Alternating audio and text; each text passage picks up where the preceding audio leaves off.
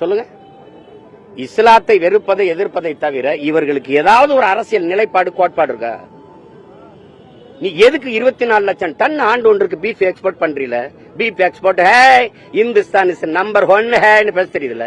எந்த நாட்டுக்கு அனுப்புற? அவ்வளவு இஸ்லாமிய கிறிஸ்தவ நாட்டு. அவன் கொடுக்கிற காசு வாங்கி வக்கனை திங்க தெரியுதுல்ல? அப்புறம்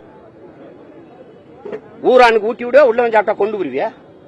இது ஒரு தர்மமா கர்மமா? அது என்னது? இது மாட்டுக்கறி ஏற்றுமதி செய்தா இல்லையா தம்பி? அத பெருமையா பிரதமரே பேசுறாரா இல்லையா? எந்த நாட்டுக்கு ஏற்றுமதி செய்யறாரு? அந்த நாடுகள், அரபு நாடுகள்லாம் போய் அங்க நிக்கும் போது இந்த இஸ்லாத்தை வெறுப்ப அங்க பேச வேண்டியதானே? அரபு நாடுகளை போய் இந்து கோயில திறந்து வச்சுட்டு பெருமையா பேசுறீங்கல்ல? அங்க கோயில திறக்க அனுமதிக்கிறானே. அந்த பேரன்பு பெருந்தன்மை அண்டை அயலானுக்கும் அன்பு காட்டுன்னு சொன்னது நபிகள் கோட்பாடு. அடுத்தவன் பசியோடு இருக்கும்போது உண்ணாதேங்கிறாரு, அது ஹராம்ங்கிறாரு.